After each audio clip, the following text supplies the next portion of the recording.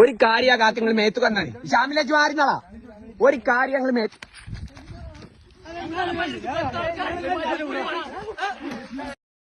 പ്രിയമുള്ളവരെ, ഉബൈദുള്ളയാണ്. കണ്ടില്ലേ നിങ്ങൾ ഈ വീഡിയോ? ഇതിൽ നിന്ന് നമ്മൾ മനസ്സിലാക്കേണ്ട പാഠം, എങ്ങോട്ടേക്കാണ് നമ്മുടെ മക്കളുടെ പോക്ക്? ഈ രൂപത്തിലാണ് നമ്മുടെ മക്കൾ വളർന്നു വരുന്നതെങ്കിൽ എവിടെ എത്തും നമ്മുടെ മക്കൾ? എങ്ങോട്ടേക്കാണ് ഈ തലമുറ എത്തിപ്പെടുക? നമ്മുടെ മക്കളും ജീവിക്കേണ്ട ഈ നാട്ടില് ലഹരി ഉപയോഗിക്കുന്ന ആ കൂട്ടത്തിലേക്ക് ചെന്നിട്ട് ചോദ്യം ചെയ്ത ആ നാട്ടിലെ പ്രായമായ ഒരു മനുഷ്യന്റെ അവസ്ഥ ഇതാണെങ്കിൽ നമ്മളൊക്കെ മനസ്സിലാക്കേണ്ടതുണ്ട്, എവിടെ എത്തി നമ്മുടെ മക്കള്?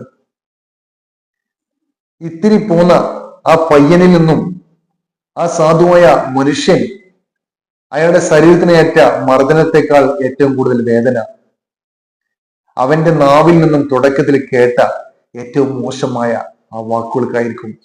അത് ആ മനുഷ്യന്റെ മനസ്സിന് ആഴത്തിൽ മുറിവേൽപ്പിച്ചിട്ടുണ്ടാവും. നമ്മൾ മനസ്സിലാക്കേണ്ടത്, നമ്മുടെ മക്കൾക്ക് ഇപ്പോ മാതാവെന്നോ പിതാവെന്നോ അധ്യാപകരെന്നോ മുതിർന്നവരെന്നോ ആ ബഹുമാനമേ ഇല്ലാതെയായിട്ടുണ്ട്. മുൻപൊക്കെ കൂട്ടം കൂടിയിരിക്കുന്ന കുട്ടികളോട് മുതിർന്നൊരു വ്യക്തി വന്ന് ചോദ്യം എന്താ ഇവിടെ ഇരിക്കുന്നത് ചോദിക്കുമ്പോ അദ്ദേഹത്തോടുള്ള ബഹുമാനം കാരണം ഇരിക്കുന്ന ഇരിപ്പിടത്തിൽ നിന്നും എഴുന്നേറ്റ് പോയിരുന്നു. പക്ഷേ ഇപ്പോഴത്തെ മക്കളില് ആ ബഹുമാനം ഇല്ലാതെയായി പോയി. നമ്മുടെ മക്കളെ മാറ്റിമറിച്ചു കൊണ്ടിരിക്കുന്നത് മാരകമായ ലഹരിയാണ്. നമ്മുടെ മക്കളുടെ കൂട്ടുകെട്ട് ഏതാണ്?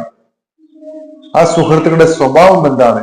ഇതൊന്നും തിരിച്ചറിയാതെയാണ് നമ്മൾ ജീവിക്കുന്നതെങ്കിൽ ഒടുക്കത്തിൽ നമുക്ക് ഒരിക്കലും നമ്മുടെ മക്കളെ തിരിച്ചെടുക്കാൻ പ്രയാസമായിരിക്കും. എന്ന് മാത്രമല്ല, അവരെ തിരിച്ചെടുക്കാൻ ശ്രമിക്കുമ്പോൾ ഇത്തരം ദുരനുഭവങ്ങൾ ഓരോ മാതാപിതാക്കളും മക്കളിൽ നിന്നും ഏൽക്കേണ്ടി വരും എന്നതിന് വ്യക്തമായ തെളിവാണ് ഈ വീഡിയോയിലുള്ളത്.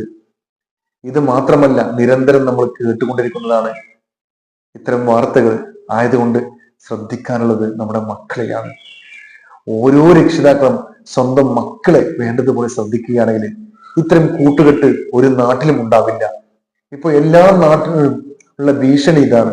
ഇത്തരം ഗ്യാങ്ങുകൾ, അവരുടെ ഈ കൂട്ടായ്മ, അവർ കാരണമുള്ള അക്രമങ്ങള്, മർദ്ദനങ്ങള് എല്ലാം കണ്ടും സഹിച്ചും കേട്ടും മിണ്ടാൻ പറ്റാതിരിക്കുന്ന ഒരുപാട് ആളുകളുണ്ട് നമ്മുടെയൊക്കെ നാട്ടില്. കാരണം പേടിയാണ്, അവരോട് സംസാരിക്കുന്നത് പോലും പേടിയാണ്. ഇത്തരം ഭീകരമായ ഒരു അന്തരീക്ഷത്തിൽ നമ്മുടെ മക്കൾ വളർന്നു വരുമ്പോൾ തീർച്ചയായിട്ടും വളർന്നു വരുന്ന തലമുറ നാടിന്